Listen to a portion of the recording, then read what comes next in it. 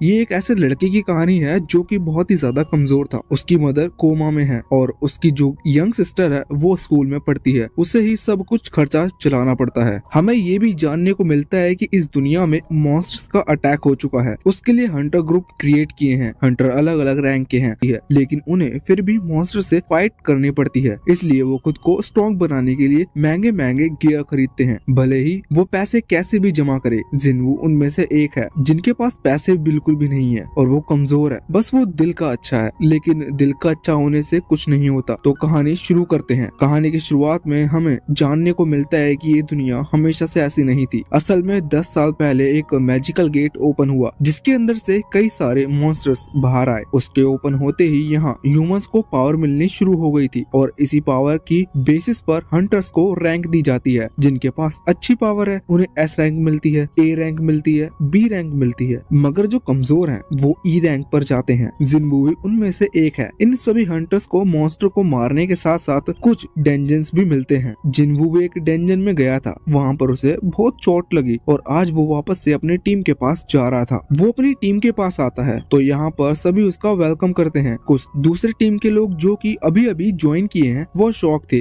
कि आखिर ये लड़का कौन है। इसकी एज भी ज्यादा नहीं है और दिखने में भी कमजोर लग रहा है, फिर भी सब इससे इतने अच्छे से बात कर रहे हैं। पर तभी वो दूसरा लड़का उसे बताता है कि असल में ये जिन्वू है, ये बहुत ज्यादा कमजोर है। ये इतना ज्यादा कमजोर है कि अभी पिछले टाइम जब सबसे कमजोर मतलब अभी तक का देखा गया सबसे वीक डेंजन जो था उसमें भी इसे चोट लगी है। ये सुनकर वो शॉक हो जाता है। हम देखते हैं यहाँ पर जिन्वू की फ्रेंड जूही जो कि उसी की टीम में है, वो आती है और जिन्वू से पूछती है कि क्या तुम ठीक हो। जिन्वू कहता है कि हाँ मैं ठीक हूँ। वैसे असल में उसे चोट लगने का एक कारण ये भी था कि जब वो वहाँ डेंजन के अंदर गए थे तो उनकी टीम में कोई हीलर नहीं था। हीलर के ना होने से उनकी टीम अधूरी हो गई थी। इस पर जूही कहती है ये तो गलत बात है, तुम्हें वहाँ नहीं जाना चाहिए था। पर जिन्वू कहता है कि इनमें से गलती उसी की है क्योंकि वो कमजोर है। वैसे अब एक और डेंजन ओपन होने वाला था। जिन्वू भी वहाँ जाने के लिए पूरी तरह से तैयार था। वो उनका जो लीडर है वो बताता है कि डेंजन बहुत ज्यादा डिफिकल्ट नहीं है, लेकिन फिर भी हमें वहाँ पर संभल के रहना होगा। पिछली बार हमारे कई मेंबर्स को चोट आई थी। अब वो लोग वहाँ पहुँचते हैं। जिन्वू के पास एक वेपन है जो कि ई रैंक का वेपन कहा जाता है क्योंकि उससे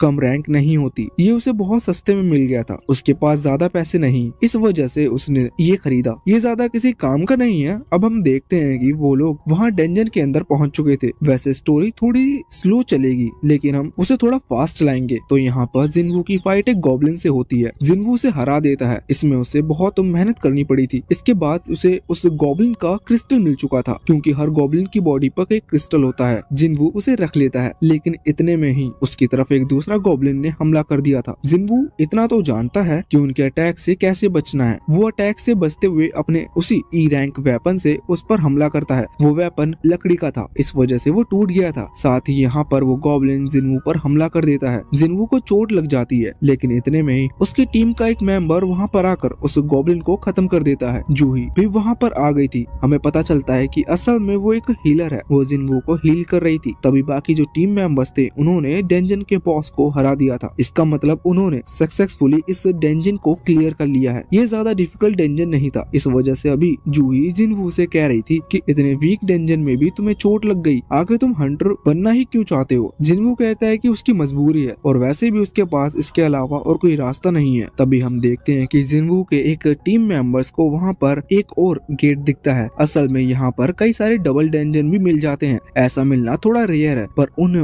वो मिल चुका था। यहाँ पर ऐसी सिचुएशन में होना कहा गया है कि अगर उन्हें डबल डेंजन मिलते हैं तो उसे एक डेंजन को क्लियर करने के बाद उस दूसरे डेंजन में नहीं जाना है। उसे इस चीज की रिपोर्ट हंटर एसोसिएशन में करनी है, लेकिन वो ऐसा नहीं करना चाहते थे क्योंकि अगर उन्हें ऐसा किया तो ये डेंजन उनके हाथ से चला जाएगा। अक्सर ऐसा होता है कि जब डबल डेंजन मिलते हैं तो वो जो दूसरा डेंजन है वो किसी और पार्टी को दे दिया जाता है और यहाँ पर वो लोग देखते हैं कि ये जो दूसरा डेंजन है वो रैंक डी का है। इसका मतलब अगर वो चाहे तो उसे आराम से क्लियर कर सकते हैं। वैसे हमें ये जानने को मिलता है कि जो ई रैंक के हंटर होते हैं उनका स्कोर पॉइंट 70 के आसपास होता है। इसका मतलब जिन्वू का उनसे बहुत ज्यादा कम है और जबकि ई रैंक से नीचे कुछ नहीं होता। वैसे मैनेजर ये भी सोच रहे थे कि कहीं ऐसा तो नहीं वो जो भी डेंजन था जिसके बारे में वो बात कर रहे थे वो यहाँ से कहीं गायब हो गया हो, लेकिन अब कुछ किया नहीं जा सकता क्योंकि इस डेंजन को गायब होने के बाद ढूंढना मुश्किल है। अब हम देखते हैं कि यहाँ जिन्वू अभी रूम में था। तभी उसे अपने सामने स्क्रीन दिखाई देती है। वो सोचता है कि इन लोगों ने मुझे स्क्रीन के बारे में तो कुछ पूछा ही नहीं। वैसे फिर उसे लगता है कि शायद ये स्क्रीन सिर्फ मुझे ही दिखती है। अभी स्क्रीन के ऊपर कुछ लिखा हुआ था। जिन्वू पढ़ता है तो उसमें लिखा था कि मरने से पहले जिन्वू की जान बच गई, जिस वजह से जिन्वू ने एक अचीवमेंट अनलॉक कर लिया। अब वो उसे ध्यान से देखता है। उसे पता चलता है कि ये क्या है। इसके पहले ही वहाँ पर उसकी सिस्टर आ जाती है। वो अभी उस पर गुस्सा करते हुए कह रहे थे कि तुम्हें खुद का ख्याल रखना चाहिए। तुम हर बार डेंजर में चले जाते हो और वहाँ से चोट खाकर आते हो। हर एक कमजोर डेंजर के बाद भी तुम्हें हॉस्पिटल आना पड़ता है, जबकि बाकी सभी तो बिल्कुल ठीक है। वैसे यहाँ पर जिन्वू उससे माफी मांगता है, लेकिन उसकी सिस्टर जानती है कि जिन्वू ये काम किसके लिए कर रहा है। वो कहती है, देखो अगर अगली बार तुम्हें ऐसी कोई चोट लगी तो उसके बाद मैं स्कूल छोड़ दूंगी और कोई जॉब करने लगूंगी। जिन्वू माफी मांगते हुए कहता है कि ठीक है। वैसे इसके बाद वो पूछता है कि क्या उसे कोई स्क्रीन दिख रही है। अब यहाँ उसकी बहन को कोई स्क्रीन नहीं दिख रही थी। वो शॉक होते हुए पूछते है कि क्या तुम किस बारे में बात कर रहे हो। यहाँ उसकी बहन को लगता है कि शायद जिन्वू किसी गेम वगैरह के बारे में बात कर रहा है। दूसरी तरफ हम सिटी के अंदर देखते हैं, अचानक से जगह हिलती है और एक गेट ओपन हो जाता है। तभी वो दोनों गॉब्लिन साथ में मिलकर हमला करने लगते हैं। जिन्वू उनसे बच रहा था, लेकिन अब पहले गॉब्लिन को मारने की वजह से वो थोड़ा मोटिवेट हो चुका था और वो किसी तरह से उन बाकी दो गॉब्लिन्स को भी मार देता है। अब वो खुश था कि वो पहले तो स्ट्रॉन्ग हो चुका है, लेकिन इतने में ही उसके पीछे एक वुल्फ आ जाता है जो जिन्वू से देखकर डर गया था। वो जानता था कि ये उन गॉब्लिन से नहीं कहीं ज्यादा ताकतवर है। वैसे फिर भी उसके पास दूसरा कोई ऑप्शन नहीं था। पर अब जब वो वुल्फ उसकी तरफ हमला कर रहा था तो वो किसी तरह से उसके अटैक से बचता है, पर इतने में ही वो वुल्फ उसके गले पर एक स्क्रैच लगा देता है। जिन्वू ये बात तो समझ चुका था कि यहाँ पर उसके साथ कोई हीलर नहीं है। इसका मतलब अगर यहाँ पर वो मारा गया तो सच में वो मारा जाएगा। उससे बचने का कोई तरीका भी नहीं है, इसलिए अब उसे किसी तरह से दिमाग से लड़ना होगा। वो तुरंत तैयार हो जाता है, लेकिन सामने वो वुल्फ उससे भी ज्यादा ताकतवर था। वो तुरंत ही हमला करने के लिए यहाँ पर आगे बढ़ रहा था। अभी वो वुल्फ यहाँ दौड़ते हुए जिन्वू पर हमला करने वाला था। जिन्वू किसी तरह से उसके अटैक से बच जाता है, मगर वो समझ चुका था कि वो इस तरह से भाग नहीं सकता क्योंकि इस वुल्फ की रफ्तार उससे भी ज्यादा तेज है। अब जब वो वुल्फ फिर से जिन्वू की तरफ दौड़ने के लिए आता है तो जिन्वू अपना हाथ आगे करते हुए उसे पंच मारता है। इस पंच की वजह से वो वुल्फ वहाँ से दूर फिर एक दीवार से टकरा गया था। ये देखते हुए जिन्वू हैरान था। उसे जानने को मिलता है कि उसने जो पॉइंट के थ्रू अपने स्ट्रेंथ को बढ़ाया था वो सच में काम करती है। इससे जिन्वू को अपनी पावर के बारे में पता चल गया था, लेकिन अभी भी इतनी पावर से कुछ नहीं होने वाला क्योंकि इस अटैक के बाद उस वुल्फ को ज्यादा चोट नहीं लगी थी। वो फिर से उठता है और जिन्वू की तरफ हमला करने के लिए आगे बढ़ जाता है। जिन्वू फिर से उस पर हमला कर रहा था, पर वो समझ गया था कि उसे यहाँ से बचकर निकलना होगा। अब वो तुरंत वहाँ से भागने की कोशिश करता है, पर उस पर वुल्फ की रफ्तार जिन्वू से कई गुना तेज हो चुकी थी। जिन्वू रुककर सोचता है कि उसके पास अगर वेपन होता तो शायद वो इससे लड़ सकता था। तभी उसे अपनी सीक्रेट इन्वेंट्री के अंदर से एक मैजिकल स्वॉर्ड को समन करता है। मैजिकल स्वॉर्ड के आते ही जिन्वू के अंदर थोड़ा सा कॉन्फिडेंस आ गया था। हम देखते हैं कि जब वो वुल्फ उसकी तरफ हमला करने के लिए आगे बढ़ रहा था तो जिन्वू उस तलवार को आगे करते हुए उस वुल्फ को बीच में से काट देता है। उसके ऐसा करते ही अचानक से सिस्टम एक्टिवेट होता है और उसके सामने स्क्रीन आती है जो कि कह रही थी कि उसने अपना लेवल अप कर लिया है। ये देखकर जिन्वू शॉक था। वैसे अभी वो ये सोच रहा था कि आखिर उसकी इन्वेंट्री के अंदर इतनी पावरफुल स्वॉर्ड क्या कर रही थी, जबकि इस तरह के वेपन तो इस वर्ल्ड में बहुत ही ज्यादा महंगे हैं। पर अब वो इस चीज के बारे में चिंता नहीं करता। अब वो और कुछ सोचे इससे पहले ही वहाँ पर दो और वुल्फ आ जाते हैं। जिन्वू इस बार उनसे नहीं डर रहा था क्योंकि उसके पास अब तलवार है और वो उनसे बिना डरे लड़ सकता है। मगर अब जब वो दोनों अटैक करने के लिए आगे बढ़ते हैं तो जिन्वू देखता है कि उसकी तलवार जमीन में फंस चुकी है और निकल नहीं रही। जिन्वू किसी तरह से अपनी तलवार को खींचता है, पर फिर भी वो नहीं निकाल पा रहा था। जिन्वू उससे रिक्वेस्ट करने लगता है और एक और बार उसे जोर से खींचता है। वो निकल जाती है और वो बिल्कुल लास्ट मौके पर निकली थी। जिन्वू अपनी तलवार को आगे स्विंग करते हुए पहले एक वुल्फ को हरा देता है। तभी दूसरा वुल्फ उसकी तरफ आ रहा था और जब जिन्वू उसकी तरफ अपनी तलवार चलाता है तो वो वुल्फ अपने मुंह से उस तलवार को पकड़ लेता है। लेकिन जिन्वू को नहीं पता कि ये सिस्टम वाले गोल्ड कॉइन रियल लाइफ में कितने पैसे होते होंगे। वैसे उसने ज्यादा उम्मीद भी नहीं लगाई थी क्योंकि वो जानता था कि ये सिस्टम बिल्कुल गेम की तरह है। साथ ही साथ वो ये भी सोच रहा था कि ये डेंजन ई रैंक का डेंजन है, यानी कि सबसे कम लेवल का डेंजन है। वैसे ऐसा जिन्वू को मानना था। अभी तक ऐसा कहीं पर लिखा नहीं था कि ये ई रैंक का डेंजन है। वैसे जिन्वू सोच रहा था कि अगर उसे इस डेंजन से बाहर निकलना है तो उसे इसके लिए टेलीपोर्टेशन स्टोन चाहिए होगा, या तो फिर इस डेंजन के बॉस को हराना होगा। अब बॉस के बारे में सोचकर पहले तो वो थोड़ा सा डर गया था। वो सोच रहा था कि यहाँ बॉस कितना ताकतवर होगा, पर उसे याद आता है कि इस नॉर्मल वुल्फ को हराने से उसका लेवल बढ़ रहा था, तो अगर वो किसी तरह से और भी कई सारे वुल्फ को हरा दे तो उसका लेवल इतना तो हो ही सकता है कि वो बॉस के साथ फाइट कर सके। हालांकि ये डेंजन कितना कमजोर है ये जिन्वू जानता था। अब जिन्वू आगे बढ़ने वाला था, लेकिन इतने में ही वहाँ पर बहुत सारे वुल्फ आ जाते हैं। हमें जानने को मिलता है अभी सभी जो वुल्फ डर कर वहाँ से भागा था वो अपनी पूरी टीम को लेकर आ चुका है, लेकिन जिन्वू इन्हें देखकर बिल्कुल भी नहीं डरा था, बल्कि वो लड़ने के लिए और ज्यादा एक्साइटेड हो गया था और उसके सामने अपनी तलवार आगे कर ली थी। हम देखते हैं कि वो सभी वुल्फ एक साथ आगे बढ़कर इस पर हमला करने लगते हैं, लेकिन जिन्वू एक के बाद एक उन्हें मारता जा रहा था। इस तरह से वो कई सारे वुल्फ को मार देता है।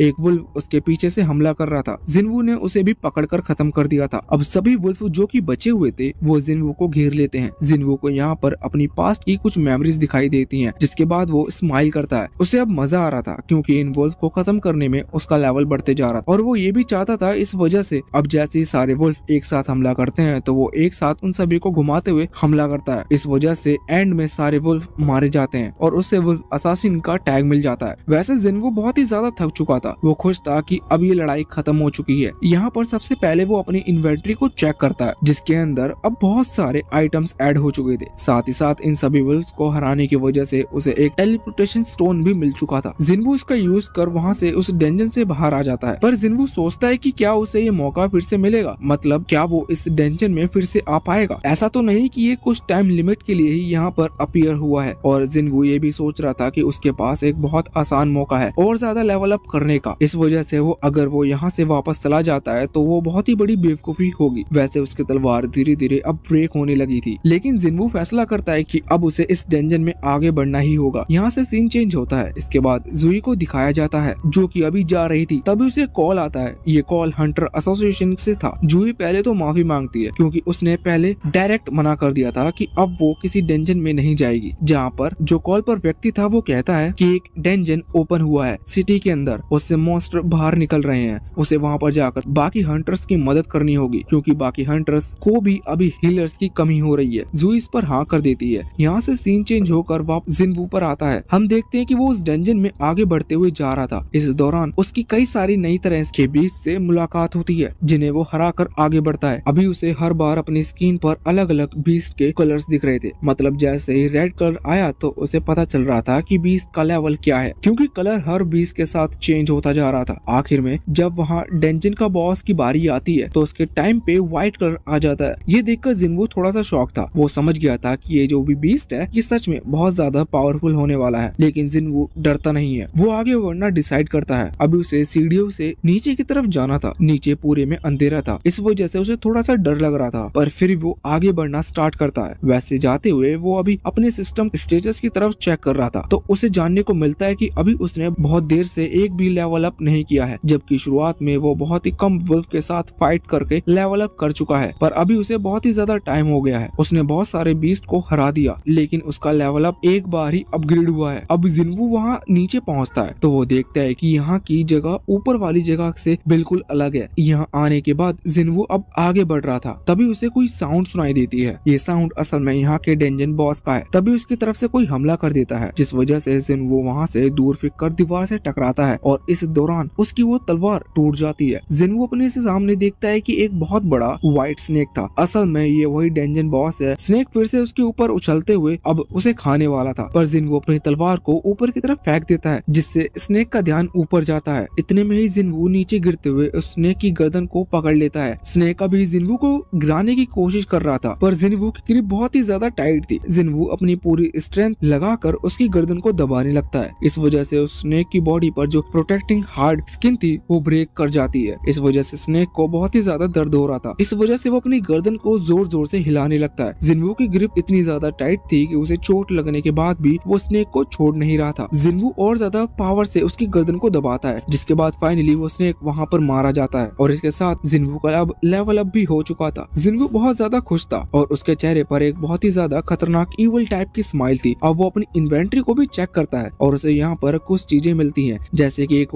वेनम्स डैगर यानी कि एक तलवार जैसा वेपन वेपन। साथ ही साथ उसे एक लिक्विड भी मिला था जिसकी कैटेगरी पॉइजन थी। जिनवू समझ चुका था कि वो इस तरह से और ज्यादा स्ट्रॉन्ग बन सकता है। तभी स्क्रीन पर लिखा हुआ आता है कि उसने इस डेंजन को क्लियर कर लिया है। इस वजह से अब डेंजन रीसेट हो रहा है। अब डेंजन गायब हो जाता है और जिनवू ने जिस जगह पर उस डेंजन को स्टार्ट किया था वो वहीं पर पहुंच जाता है। अब यहाँ पर आने के बाद उसे वापस कोई नहीं दिख रहा था, जबकि ऐसा नहीं होता। स्टेशन पर रात को भी लोग रहते हैं। अब जिनवू जब बाहर आता है तो सोचता है कि आखिर टाइम को क्या हो रहा है। तभी वो देखता है कि सिटी में तबाही फैली हुई है और उसी समय एक सोल्जर वहाँ पर आता है और जिनवू से कहता है कि क्या तुमने अनाउंसमेंट नहीं सुनी? तुम यहाँ पर क्या कर रहे हो? तुम्हें घर जाना चाहिए। लेकिन इतने में ही वो सोल्जर जिनवू के हाथ में वो टूटी हुई तलवार देखता है और समझ जाता है कि जिनवू एक हंटर है। पहले तो वो जिनवू से माफी मांगता है और इसके बाद कहता है कि आपको सिचुएशन स्पॉट पर चलना चाहिए। जिनवू उसके साथ जाने लगता है। जिनवू को कुछ पता तो नहीं था, पर जिनवू के आसपास मॉन्स्टर्स की बॉडी को देखकर और टूटी हुई कारों को देखकर उस सोल्जर से पूछता है कि क्या यहाँ पर हुआ है। वो सोल्जर्स कहने लगता है कि हंटर्स ने बाकी सारे मॉन्स्टर को हरा दिया, लेकिन जो वैन मॉन्स्टर है सबसे ताकतवर वाला वो उसे नहीं हरा पा रहे। अब तभी जिनवू को कुछ महसूस होता है। ये असल में उसी डंजन बॉस की पावर थी। जिनवू से महसूस कर लेता है और समझ जाता है कि हाँ, ये जो बीस्ट है ये ताकतवर तो है। वैसे अब वो लोग उसी जगह पर पहुंचते हैं। वहाँ पर जाकर जिनवू देखता है कि अभी बहुत सारे हंटर्स मिलकर उस एक मॉन्स्टर से फाइट कर रहे थे, पर वो उसे हरा नहीं पा रहे थे क्योंकि इन लोगों का टीम वर्क बहुत ही ज्यादा खराब है। वैसे जिनवू यहाँ पर ये भी नोटिस करता है कि वो जो हंटर वहाँ पर उस मॉन्स्टर से लड़ने के लिए आए हैं उनमें से कई का लेवल बहुत ही ज्यादा कम है। अब जिनवू देखता है कि वहाँ 2 हीलर भी हैं, जिसमें से एक का लेवल डी है और एक का बी है। यहाँ पर और कोई नहीं बल्कि जू ही है, मगर वो किसी को हील नहीं कर पा रही थी क्योंकि वो पिछले वाले इंसिडेंट से अभी तक ठीक नहीं हुई है। वो यहाँ पर एक हीलिंग मैजिक सर्कल क्रिएट करने की कोशिश करती है, पर वो सर्कल क्रिएट नहीं हो पाता। जिनवू सारी सिचुएशन को देख रहा था और वो समझ चुका था कि ये जो डेंजन बॉस है ये असल में डी रैंक का है। वैसे जिनवू अभी जिस डेंजन बॉस से लड़कर आया उसका लेवल जिनवू को इससे ज्यादा लग रहा था, क्योंकि जिनवू के हिसाब से ये वाला मॉन्स्टर कमजोर है। जिनवू तैयार था इन लोगों की मदद करने के लिए। वो अपनी उस टूटी हुई तलवार को लेकर वहाँ से पीछे आ जाता है। इस तरफ वो सभी हंटर जो कि उस बड़े मॉन्स्टर गोलम बीस्ट से फाइट कर रहे थे वो यहाँ पर कहने लगते हैं कि काश इस वक्त कोई हाई लेवल हंटर यहाँ पर आ जाए और उनकी मदद करे। इतने में ही हम देखते हैं कि जिनवू वहाँ पीछे आते हुए अपनी उस टूटी हुई तलवार को पूरे फोर्स के साथ इस गोलम के डिफेंस पर मारता है, जिस वजह से गोलम का डिफेंस टूट जाता है और अब बाकी हंटर कैपेबल थे कि वो इसे आराम से हरा सके। वो सभी इस अपॉर्चुनिटी का फायदा उठाते हैं और तुरंत उस गोलम पर हमला कर उसे खत्म कर देते हैं। बाद में सभी लोग शॉक थे क्योंकि वो पहले उस गोलम से लड़ तक नहीं पा रहे थे, फिर आखिर उसे कैसे हरा दिया। तभी वहाँ पर एक सोल्जर पास में ही पड़ी हुई उस टूटी तलवार को देखता है। तलवार को देखते हुए जो सोल्जर जिनवू को यहाँ पर लाया था वो बताता है कि ये उस लड़की की तलवार है जिसे वो अपने साथ लेकर यहाँ पर लाया था। अभी वो यहाँ इस तरफ जिनवू की तरफ देखता है। उसे लगता है कि ये जो भी था वो हाई रैंक का हंटर होगा। यहाँ पर जिनवू खुद को बहुत ही ताकतवर मान रहा था, लेकिन वो सोच रहा था कि शायद उसकी पावर की वजह से उस गोलेम का डिफेंस नहीं टूटा। लेकिन जिनवू कहता है कि नहीं, चिंता मत करो, मैं कोई हैवी वर्कआउट नहीं कर रहा। वैसे जब जीना अभी जिनवू के थोड़े पास आती है तो वो नोटिस करती है कि जिनवू की हाइट पहले से बहुत ही ज्यादा बढ़ चुकी है। जिनवू ये भी चीज देखकर सोचता है कि कहीं ऐसा मेरे हैवी वर्कआउट और उस सिस्टम के चलते तो नहीं हो रहा। वैसे अब जीना वहाँ से स्कूल के लिए निकल गई थी। जिनवू उसे अम्ब्रेला देता है और बाय करता है। अब जब वो वहाँ से चली गई थी तो जिनवू अपने लिविंग रूम में आता है और वहाँ पर आकर अपने सिस्टम विंडो को चेक करता है। हम देखते हैं कि अभी उसे जो 4-5 टास्क मिले हैं उसमें से उसने सारे टास्क पूरे कर लिए हैं। बस अभी उसे 10 किलोमीटर दौड़ना था। तो यहाँ अभी वो सोच रहा था कि वो कुछ देर बाद जाएगा। अभी उसके पास कुछ पॉइंट्स भी हैं जिन्हें वो चाहे तो अपने स्टेटस में ऐड कर सकता है, लेकिन यहाँ पर वो सोच रहा था कि उसने पहले भी स्ट्रेंथ वाले ऑप्शन पर बहुत सारे पॉइंट ऐड कर दिए हैं, इससे उसकी ताकत बढ़ गई है। पर भले ही उसकी ताकत कितनी भी ज्यादा बढ़ जाए, अगर वो टारगेट हिट नहीं कर सकता तो इस ताकत का मतलब क्या होगा। इस वजह से वो अपने बाकी ऑप्शंस को भी देखता है, जैसे कि पहले हमने इंटेलिजेंस के बारे में जाना था। वैसे यहाँ पर वेटलिटी और रिसेप्शन के 2 और ऑप्शन है। जिनवू सोच रहा था कि उसे इनमें से पॉइंट ऐड करने चाहिए। अब इसके बाद वो कुछ पॉइंट ऐड करता है जो कि उसे अभी टास्क पूरा करने की वजह से मिले थे। और इसके बाद वो जिस घर में रह रहा था वहाँ के मकान मालिक को फोन लगाता है। वो पूछता है कि उसने इस मंथ का रेंट नहीं दिया है। इस पर मकान मालिक हाँ करता है। वैसे मकान मालिक कोई प्रेशर नहीं बना रहा था क्योंकि वो जानता था कि जिनवू एक हंटर है और इस वजह से वो अभी इतने दिन से हॉस्पिटल में था, तो उसे कोई जल्दबाजी नहीं थी। जिनवू इसके लिए थैंक यू कहता है और कहता है कि मैं इस मंथ का रेंट जल्द ही दे दूंगा। वैसे यहाँ पर मकान मालिक ये भी कहता है कि तुम अपना ख्याल रखना, ज्यादा चिंता मत करना। इसके बाद वो फोन रख देता है। अब जिनवू को उसे पैसे देने थे, इसलिए उसे पैसे चाहिए। अब जिनवू और कुछ काम तो करता नहीं है, वो एक हंटर है और हंटर के लिए शुरुआत में जो शुरुआती हंटर होते हैं उनके लिए पेमेंट का सिर्फ एक ही सोर्स होता है, वो होता है कोई भी डंजन। अब यहाँ पर प्रॉब्लम ये थी कि जिनवू की रैंक असल में अभी ई है, इस वजह से उसे हाई लेवल डंजन नहीं मिल सकते। वैसे उसकी पावर तो अब ई से बहुत ज्यादा हो चुकी है, इस वजह से अगर वो चाहे तो एक री एग्जामिनेशन का फॉर्म भरकर अपनी रैंक को रीटेस्ट करवा सकता है, इससे उसकी रैंक ज्यादा आएगी और फिर उसे हाई लेवल डंजन्स में भी मिलेंगे, जिससे वो ज्यादा अर्न कर सकता है। क्योंकि अभी अगर वो किसी लो लेवल डंजन में जाएगा तो वहां पर उसे इतने पैसे नहीं मिलेंगे जो कि उसकी टाइम की वैल्यू निकाल सके। पर प्रॉब्लम ये थी कि अगर वो री एग्जामिनेशन का फॉर्म भर देता है तो इससे उसकी रैंक बढ़ेगी। अभी इसी तरह से वो कुछ दूर आगे आते जा रहे थे, लेकिन फिर भी उन्हें कुछ दिख नहीं रहा था। इस पर जिनाओ पूछता है कि कहीं ऐसा तो नहीं कि कोई गुफा या फिर कोई डंजन पहले से क्लियर हो चुका हो, लेकिन इसकी खबर वहाँ हंटिंग एसोसिएशन को नहीं मिली हो। इस पर जिनवो कहता है कि नहीं, ऐसा नहीं हो सकता। वैसे वो ये भी कह रहा था कि क्या कोई ब्लैक डंजन होता है जहाँ पर कोई ट्रेजरी या फिर कोई मॉन्स्टर ना हो। तो जिनवो अचानक से उसे चुप कराने लगता है। जिनवो को कोई आवाज आ गई थी, वो ध्यान से सुनता है तो वो बताता है कि उनकी तरफ कुछ मैजिकल इंसेक्ट बीस्ट आ रहे हैं। अब सभी लोग तैयार हो गए थे, वहाँ पर कई सारे रास्ते थे, वो कहीं से भी आ सकते हैं। इस वजह से हर एक हंटर का एक रास्ता को देख रहा था और पूरी तरह से तैयार था। लेकिन अचानक से वो जो भी किसी टाइप की बीस्ट है वो ऊपर से आना स्टार्ट हो जाते हैं। जिनवो ने ये चीज नोटिस कर ली थी, वो पहले ही सभी को बता देता है कि वो हमारे सर के ऊपर से आ रहे हैं। अब अचानक से ऊपर की तरफ से बहुत ही बड़ी लाल चींटियां नीचे गिरनी शुरू हो जाती हैं। असल में ये वही बीस्ट थी। ये बीस्ट इसलिए है क्योंकि ये बहुत ही ज्यादा बड़ी है और ये बहुत सारी थी। ऐसा लग रहा था जैसे कि कोई आंट कॉलोनी हो। आंट कॉलोनी से मतलब ये कोई चींटियों का ग्रुप हो, क्योंकि यहाँ पर गुफा भी उसी तरफ की थी, क्योंकि यहाँ पर गुफा भी उसी तरह की थी, बड़ी चींटियों ने बनाई होगी और ये सभी इनके ऊपर हमला कर रही थी। सभी हंटर बहुत ही अच्छे से लड़ रहे थे। यहाँ पर जिनाओ अभी जिनवो के सामने आ गया था, जिससे कि वो जिनवो को प्रोटेक्ट कर सके, क्योंकि वो जानता है कि जिनवो बस रैंक ई पर है। अभी लड़ाई कुछ देर तक ऐसे ही चलती है। जो सामने वाला ग्रुप है जिनमें वो 6 मेंबर्स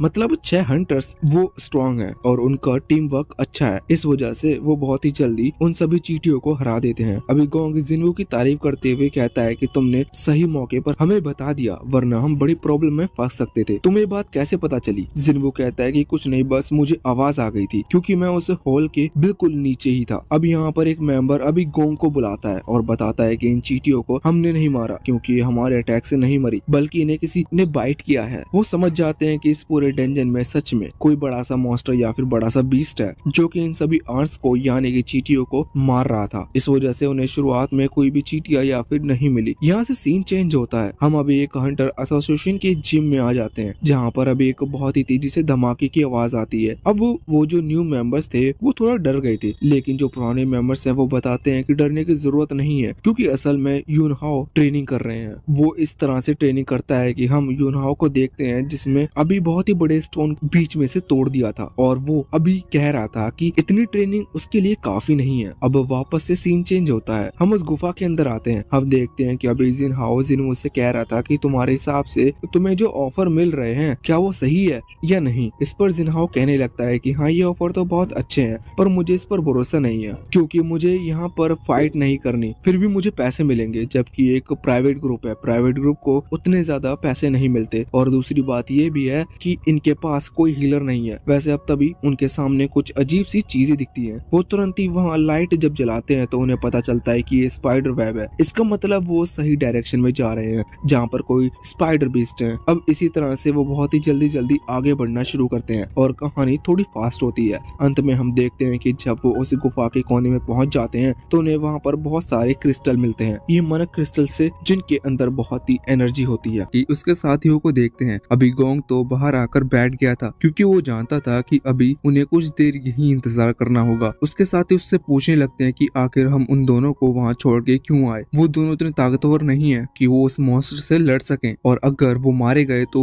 हमारा इसमें क्या फायदा, क्योंकि हमने गुफा का रास्ता तो बंद कर दिया। गोंग कहता है कि अभी तुम्हें मुझसे बहुत कुछ सीखना है। वो समझता है कि वो दोनों ही बहुत ही कम लेवल पर हैं। पहली चीज, अगर वो वहाँ बंद है और हमने जब पत्थर गिराया कि वो स्पाइडर जागेगा और वो उन पर हमला करेगा, ये पक्का है कि वो दोनों से हरा नहीं सकते। इसका मतलब वो स्पाइडर इन दोनों को खा लेगा और अब पेट भर जाने के बाद वो फिर से सो जाएगा, तो हम अंदर जाकर क्रिस्टल ले सकते हैं। इस पर वो सीधा सीधा कहने लगता है कि लेकिन उसके लिए हमें फिर से उन पत्थरों को हटाना होगा और उस चीज में तो फिर से वो स्पाइडर जाग जाएगा। पर इस पर गोंग कहता है कि ऐसा नहीं है, मैंने वहाँ दूसरा रास्ता देखा है जो ऊपर की तरफ से आता है, हम वहाँ के थ्रू जाकर उन क्रिस्टल को ले सकते हैं। ये सुनकर वॉरियर शॉक था। अब यहाँ से सीन चेंज होता है और हम वापस से उस जगह पर आ जाते हैं जहाँ जिनवू और जिनहाओ अभी उस स्पाइडर के सामने थे। अभी जिनहाओ समझ गया था कि जिनवू उसकी बात नहीं मानने वाला, वो स्पाइडर से लड़ेगा, लेकिन फिर भी वो एक दोस्त की तरह उसे समझा रहा था कि देखो हम दोनों मिलकर भी इसे नहीं हरा सकते क्योंकि ये सी रैंक का बीस्ट है, इसे हरा पाना बहुत ही ज्यादा मुश्किल है, हमें लेवल बी का एक हंटर चाहिए और यहाँ से भागने का कोई रास्ता नहीं था। इस वजह से अभी जिनवू को कुछ भी समझ नहीं आ रहा था फिर वो क्या करे, लेकिन जिनवू उसके अपोजिट ये सोच रहा था कि उसने पहले भी एक डी रैंक वाले को हराया है, इस वजह से अगर वो थोड़ा टाइम एक्स्ट्रा लगा कर लड़ता है तो शायद वो एक रैंक सी के बीस्ट को भी हरा सकता है। अभी वो बहुत ही ज्यादा कॉन्फिडेंट था, इसलिए वो तुरंत ही स्माइल करते हुए आगे बढ़ जाता है उस स्पाइडर पर हमला करने के लिए। जिनवू तुरंत ही उस पर अटैक करता है, लेकिन इसके बाद सीन चेंज हो जाता है। हमें अब एक ओल्ड मैन जिसका नाम गन ही है उसे दिखाया जाता है। वो अभी बहुत ही ज्यादा थक चुका था क्योंकि वो बहुत टाइम से इंटरव्यूज और मीटिंग अटेंड कर रहा है। वो अपनी गाड़ी में आकर बैठता है तो उसका यंग ड्राइवर उससे कहता है कि रिलैक्स फील करने के लिए हम एक स्पेयरिंग मैच कर सकते हैं, मतलब ये ट्रेनिंग की तरह होता है, जिस पर गन ही खुश हो जाता है और कहता है कि बिल्कुल, और इसके बाद वो दोनों वहाँ से चले जाते हैं। एक बार फिर से सीन चेंज होता है। हम जिनवू को देखते हैं जो कि अभी बहुत ही स्पीड के साथ उस स्पाइडर पर हमला कर रहा था। वैसे तो जिनवू को पता है कि ये स्पाइडर सिर्फ सी रैंक का है, लेकिन प्रॉब्लम ये थी कि इसकी बॉडी हार्डनिंग बहुत ही ज्यादा खतरनाक है। जिनवू की जो ब्लैक स्वॉर्ड थी यानी कि वो नाइफ को किसी तरह से उस स्पाइडर को हर्ट नहीं कर रही थी। जिनवू कितनी भी कोशिश कर ले लेकिन उसके ऊपर अटैक का ज्यादा कोई असर नहीं हो रहा था, लेकिन वो जो स्पाइडर है उसके जो पैर हैं उनकी वजह से वहाँ जमीन में होल्स होते जा रहे थे। जिनवू समझ जाता है कि अगर वो एक बार भी उसके पैर से टच हो गया तो पॉइजन भी फैलेगा, साथ ही साथ उसकी बॉडी तुरंत ही डिस्ट्रॉय हो जाएगी। जिनवू अब और देखते हुए लड़ रहा था। वैसे दूसरी तरफ अभी जिनहाओ जो कि बस जिनवू को देख रहा था वो बहुत ही ज्यादा हैरान था।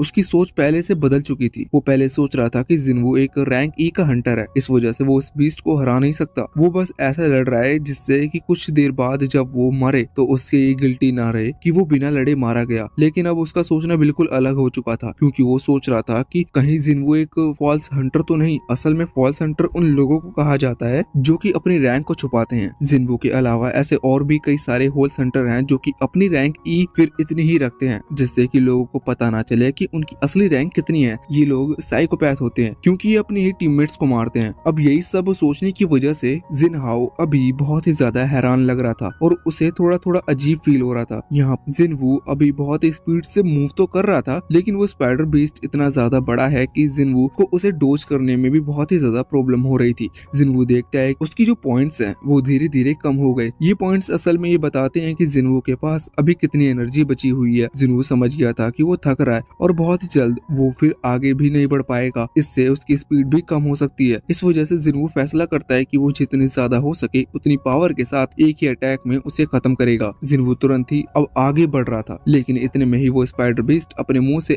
एसिड थ्रो करता है। जिनवू किसी तरह से उस एसिड को तो डोज कर लेता है। वो देखता है कि ये एसिड बहुत ही ज्यादा खतरनाक है क्योंकि ये पत्थरों को गला रहा है। जिनवू तुरंत ही वहाँ से हट गया था। ये सब देखते हुए अभी जिनहाओ कुछ ज्यादा ही हैरान था। वो सोच रहा था कि क्या जिनवू सच में स्पाइडर के मूव्स को पहले से नोटिस कर पा रहा है क्योंकि ये मूव्स बहुत ही ज्यादा फास्ट थे। यहाँ जिनवू अपने ब्लैक ड्रैगर यानी कि ब्लैक सोर्ड को निकालते हुए तुरंत ही उस स्पाइडर बीस्ट के ऊपर हमला करने के लिए बढ़ता है। वो देखता है कि जब वो उसके सिर पर अटैक कर रहा था तो डैगर से कोई असर नहीं हुआ था, लेकिन जिनवू हार नहीं मानता। वो तुरंत ही स्पीड के साथ बराबर सेम अटैक करता है। अब एक बार फिर से सीन चेंज होता है और हम जिनवू के पास आ जाते हैं। यहाँ अभी गोंग और उसके साथ यही सोच रहे थे कि आखिर ये स्पाइडर बीस्ट जो कि असल में इस डंजन का बॉस है वो इतनी आसानी से कैसे मर गया। पर फिर वो सोचते हैं कि जब ये रैंक ई और एक रैंक डी का मामूली सा हंटर इस बॉस को खत्म कर सकता है तो इसका मतलब यही है कि ये स्पाइडर बीस्ट बहुत ही कमजोर होगा। वो मेन बात करता है। वो कहता है कि हम तुम्हें इसलिए छोड़ के गए थे कि जिससे कि तुम लोग मारे जाओ, पर अब तुम लोग जिंदा बच चुके हो, इसका मतलब अब हम लोगों को ही खत्म करना होगा। वैसे वो सिंपल स्केल को खत्म करना चाहते थे, इस वजह से वो जिनहाओ से कहते हैं कि वो खुद को बचा सकता है अगर वो जिनवू को मार दे और उनके साथ ज्वाइन हो जाए तो वो लोग जिनहाओ को छोड़ देंगे। बस इसके लिए उसे अपने आर्मर भी उन्हें देना होगा। अब जिनहाओ समझ रहा था कि ये बस उनकी चाल है, ये ऐसा नहीं छोड़ने वाले, लेकिन वो सोचता है कि इस तरह से वो खुद को बचा सकता है। क्या पता ये लोग सच बोल रहे हो। वो तुरंत जिनवू के सामने आ जाता है लड़ने के लिए, लेकिन फिर अचानक से उसका मूड बदल जाता है और वो पलटते हुए जिन्वू को प्रोटेक्ट करने जैसा पोज बना लेता है। ये देखकर जिन्वू शॉक हो जाता है और सामने वो लोग भी शॉक थे। और वैसे जिन्वू यहाँ पर लड़ने के लिए पूरी तरह से तैयार था, पर तभी अचानक से उसकी स्क्रीन पर एक टास्क आता है। जिन्वू जैसे उस टास्क की तरफ देखता है तो जिन्वू थोड़ा सा हैरान था, लेकिन इस चीज में उसका ध्यान भटक चुका था, जिस वजह से गोंग का एक साथी अपने मैजिक स्पेल की मदद से जिन्वू के ऊपर हमला कर देता है। इस अटैक की वजह से जिन्वू बहुत ही तेजी से जाकर वहाँ दूर फेंक गया था। यहाँ से सीन चेंज होता है और हम जिन्वू की सिस्टर जिन्हा को देखते हैं। यहाँ हम देखते हैं कि अभी वो अपने दोस्त से मिलने के लिए आई थी। उनके बीच में कई सारी बातें होती हैं, लेकिन मेन बात तो ये थी कि अभी वो अपनी जिस दोस्त से मिलने के लिए आई थी वो असल में उसी हंटर ग्रुप के अंदर है, जिस हंटर ग्रुप में चा मतलब वो बी रैंक की लड़की भी है। वो बताती है कि जब वो एक डंजन क्लियर करने के लिए गए थे तब वहाँ के मॉन्स्टर इतने स्ट्रॉन्ग थे कि उस लड़की के सारे टीममेट उसे नहीं मार पा रहे थे, लेकिन फिर चा वहाँ पर आई और उसने उन सभी को बहुत ही आसानी से हरा दिया। और अब खबर आ रही है कि उसे जल्द ही उस गिल्ड यानी कि उनकी टीम का लीडर बना दिया जाएगा। वैसे वो लड़की यहाँ चा को बिल्कुल पसंद नहीं करती। अब यहाँ से सीन चेंज होता है और हम वापस से जिन्वू के पास आते हैं। यहाँ हम देखते हैं कि जब जिन्वू को वो अटैक लगा तो जिन्वू इतनी बुरी तरह से इंजर्ड हो गया था कि वो अभी हील नहीं कर पा रहा था, यहाँ तक कि उसकी आंखें भी नहीं खुल रही थी। सभी लोग समझ जाते हैं कि अब वो मारा जा चुका है, मगर इस तरफ हम जिन्वू को देखते हैं। जिन्वू अभी उनकी बातें सुन रहा था। गोंग और उसके साथी अभी जोर जोर से हंस रहे थे। जिन्वू सोचता है कि ये शायद उसका अंत है, लेकिन अचानक से उसके सामने एक और विंडो ओपन होती है जिसमें बताया गया था कि उसे इन 6 के 6 लोगों को खत्म करना है, क्योंकि ये उसे खत्म करना चाहते हैं। जिन्वू समझ गया था कि ये जो सिस्टम पावर है ये बस उसे स्ट्रॉन्ग बनाना चाहती है। जिन्वू भी उसका कहा मानता है। वो तुरंत ही खड़ा हो जाता है। ये देखकर गोंग और बाकी सभी हैरान थे कि आखिर इतने खतरनाक अटैक के बाद भी जिन्वू कैसे बच गया। वैसे इसके बाद गोंग का एक साथी जिन्वू के पास आता है और उसके कंधे पर हाथ रखकर कहने लगता है कि देखो, तुम बहुत ही बुरी सिचुएशन में फंस गए हो, इससे तुम जिंदा तो नहीं बच सकते, मगर मैं पूछना चाहूंगा कि आखिर तुम क्या करोगे, क्या तुम हमसे माफी मांगोगे। साथ ही साथ वो यहाँ पर जिन्वू के कमजोर होने का भी मजाक उड़ा रहा था। जिन्वू कोई जवाब नहीं दे रहा था, इस वजह से वो बाजू में खड़ा लड़का और मजाक उड़ाते हुए कई बात कहता है, लेकिन अचानक से उसकी आवाज रुक जाती है। हम देखते हैं कि जिन्वू ने अपनी ब्लैक डैगर की मदद से उसकी गर्दन को काट दिया था। वो लड़का वहीं पर मारा जाता है। ये देखकर गोंग और उसके सभी साथी बहुत ही ज्यादा हैरान हो चुके थे। यहाँ पर सबसे ज्यादा हैरान अभी गोंग लग रहा था। हम देखते हैं कि जिन्वू के सामने एक स्क्रीन आती है जिस पर लिखा हुआ था कि जिन्वू ने फाइनली एक को खत्म कर दिया है, अब उसे 5 को और खत्म करना है। जिन्वू सोचता है कि इस सिस्टम की बात मानते हुए उसे पहली बार किसी की जान नहीं लेनी है। जिन्वू को गोंग अपनी असली पावर को एक्टिवेट करता है जो कि बॉडी हार्डनिंग है। उसकी बॉडी इतनी ज्यादा हार्ड हो चुकी थी कि जिन्वू के ड्रैगर से उससे कुछ नहीं हो रहा था, पर जिन्वू अपने ड्रैगर का यूज नहीं कर रहा था। वो तुरंत ही स्पीड के साथ जाकर गोंग के चेहरे को पकड़ता है और उसे जमीन में मार देता है। गोंग हैरान था कि वो जिन्वू के सामने कुछ नहीं कर सकता। वो तुरंत ही माफी मांगने के लिए आता है। वो कहने लगता है कि उसे माफ कर दे और उसके बदले गोंग अभी तक सभी डेंजन के कमाए हुए सारे पैसे जिन्वू को दे देगा। जिन्वू मन में सोचता है कि अभी अभी इसने मुझे मारने की इतनी सारी कोशिश की और अब ये मुझसे माफी मांग रहा है। जिन्वू किसी भी कीमत पर उसे माफ नहीं करने वाला था। जिन्वू तुरंत ही उस पर हमला कर उसे खत्म करता है और अचानक से वो बिल्डिंग गिरने लगती है, क्योंकि डेंजन बॉस बहुत ही पहले मारा जा चुका है। क्या पता वो बिल्डिंग अभी तक टिकी क्यों हुई थी। अब जैसे ही डेंजन क्लियर होता है वो लोग वहाँ से बाहर आ जाते हैं। यहाँ बाहर आने के बाद जो लड़की उनका स्वागत करती है वो वहाँ रिसेप्शनिस्ट थी, जिससे कि डेंजन के खुलने की या बंद होने से की इंफॉर्मेशन बड़े लोगों यानी कि हंटर एसोसिएशन को देनी पड़ती है। यहाँ पर वो देखती है कि अभी सिर्फ 2 लोग उस डेंजन से बाहर आए हुए हैं और वो दोनों उस टीम यानी कि 8 लोगों की टीम में सबसे कमजोर थे। वैसे तभी वो जिनहाओ उस आर्मर को देखती है जो कि असल में अभी तक सबसे लेटेस्ट यानी कि जो लेटेस्ट आर्मर यहाँ आया है सबसे स्ट्रॉन्ग माना जाता है। वो समझ जाती है कि जिनहाओ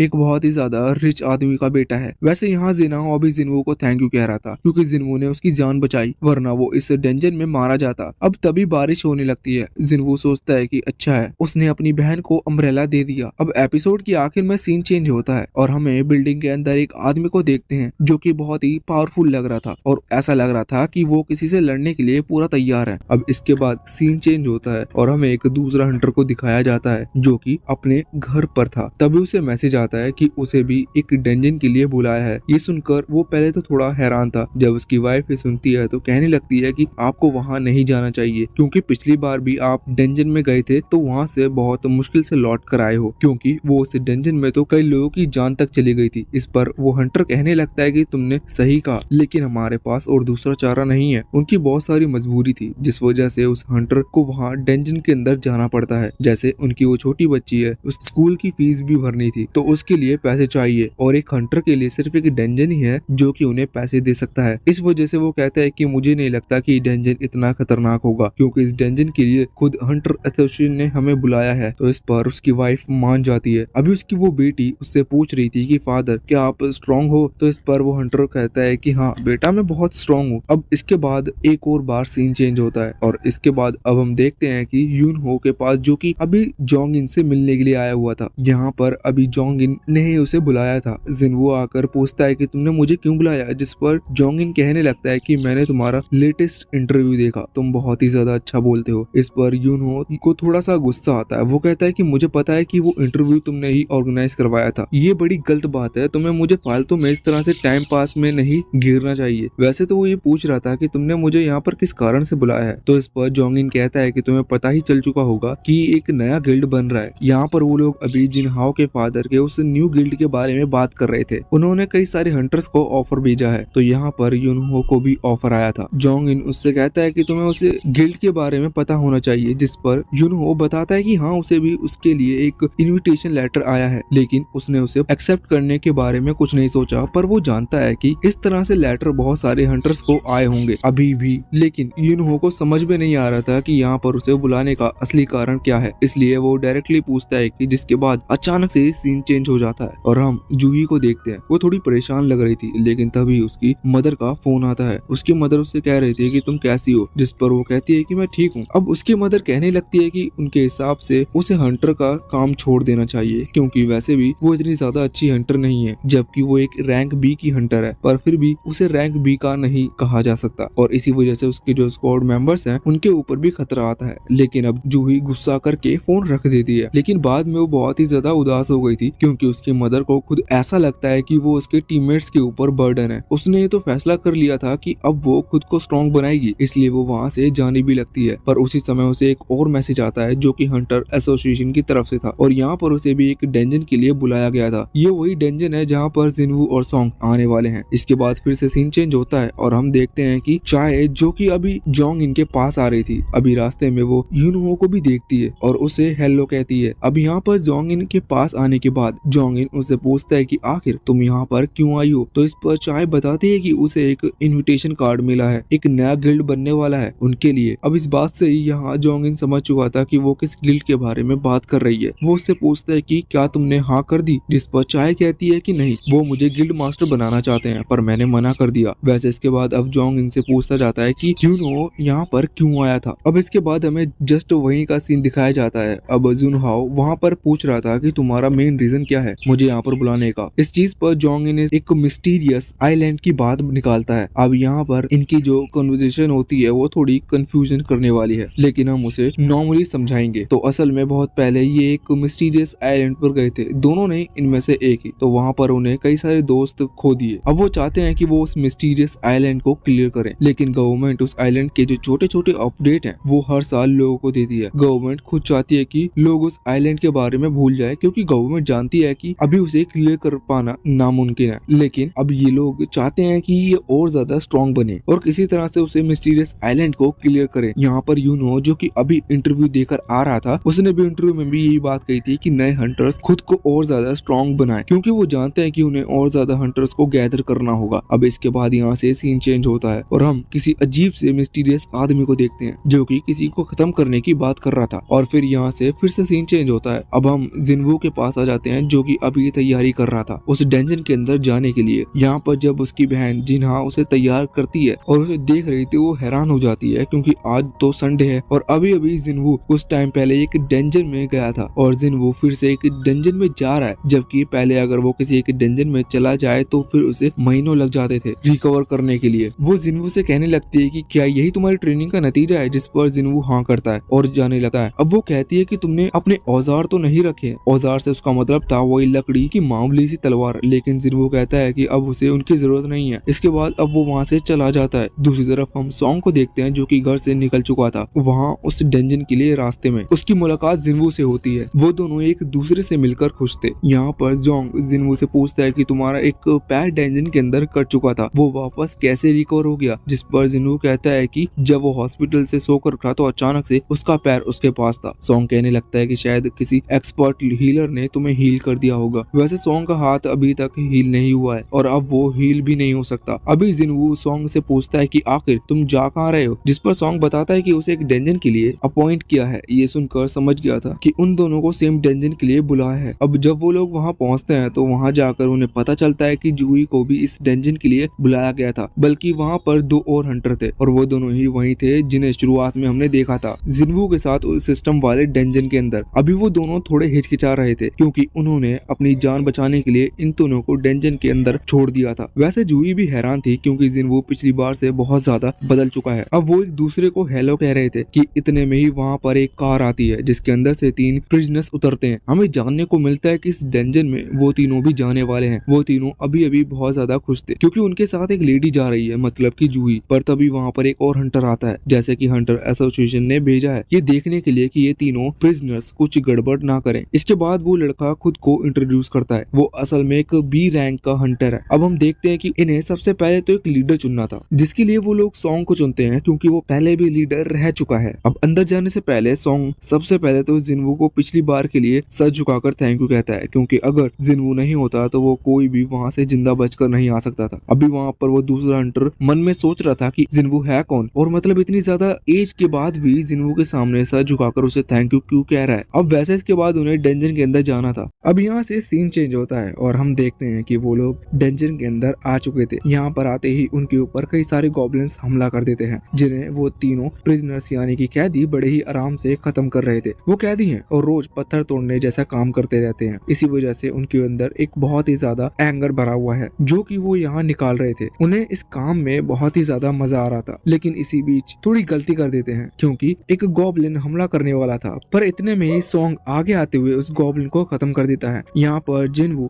भी उनकी मदद कर रहा था और गॉब्लिन्स को खत्म कर रहा था बहुत ही आसानी से, बिना अपनी ज्यादा पावर दिखाए हुए। ये देखकर सॉन्ग हैरान सा था। वो कहता है कि तुम तो पहले बहुत ही ज्यादा स्ट्रॉन्ग हो चुके हो। साथ ही वो यहाँ पर जिनवू की उस डैगर यानी कि वो चाकू की तारीफ करता है और उससे कहता है कि पहले तुम इस तरह के चाकू को अफोर्ड नहीं कर सकते थे, लेकिन तुमने पहले सच में बहुत ही ज्यादा इम्प्रूवमेंट की है। जिनवू कुछ नहीं कहता, वो बस स्माइल करता है। साथ ही यहाँ पर जूही भी कह रही थी कि हमें इतना ज्यादा टाइम हो गया अभी डेंजन में आए हुए और इतने सारे गॉब्लिन मारे जा चुके हैं, लेकिन तुम्हें अभी भी एक भी बार कोई चोट नहीं लगी। ऐसा पहली बार हुआ है। वैसे जहाँ वो रैंक बी का ऑफिसर है, वैसे उसका नाम कैंग है, वो यहाँ पर ज्यादा इंटरेस्टेड नहीं था जिनवू की तारीफ सुनने में। इस वजह से वो कहता है कि हमें आगे चलना चाहिए और जल्द से जल्द इस डेंजन को खत्म करना चाहिए। अब जब वो आगे बढ़ते हैं तो वहाँ पर उन्हें 3 रास्ते देखते हैं और कैंग के हिसाब से ये डेंजन बहुत ही ज्यादा आसान है और यहाँ पर अभी तक उन्हें ऐसा कोई खतरा नहीं मिला है जिसे वो कुछ सेकंड के अंदर खत्म ना कर पाए। तो इसलिए वो कहते हैं कि हम 3 टीम में डिवाइड हो सकते हैं। पहली टीम रहेगी कैंग और उन तीनों प्रिजनर्स की, दूसरी टीम 2 लोगों की रहेगी और तीसरी टीम में जिनवू और सॉन्ग और जूही रहेंगे। वो दो जो वो असल में है जिन्हें जिनवू ने उस डबल डेंजन के अंदर बचाया था। अब यहाँ पर जब वो जैसे ही वहाँ डेंजन के अंदर जा रहे थे तो जिनवू की नजर कैंग पर पड़ती है जो कि उसे ही देख रहा था बहुत ही बुरी तरह से। पर इसके बाद अब वो आगे बढ़ जाते हैं। अभी हम सेंटर वाली गुफा में देखते हैं जहाँ पर वो 2 लोग आए थे जिन्हें जिनवू ने बचाया था। उनमें से एक का नाम किम है और दूसरे का नाम हमें जानने की जरूरत नहीं, क्योंकि शायद सीरीज में उसे हम आगे नहीं देखने वाले और ये चीज अभी आपको पता चल जाएगी। क्योंकि अब यहाँ पर हम देखते हैं कि जब वो आगे बढ़ रहे थे तो उन्हें कई सारे गॉब्लिन्स मिलते हैं जिन्हें वो बहुत ही आसानी से हरा रहे थे। किम सोच रहा था कि ये डेंजन क्लियर करना इतना ज्यादा मुश्किल नहीं रहेगा क्योंकि यहाँ पर जिनवू को भी बुलाया गया है और जिनवू बेस्ट हंटर है इस पूरी दुनिया का। इस वजह से हंटर एसोसिएशन कभी उसे पावरफुल डेंजन में नहीं भेज सकती। वो ऐसा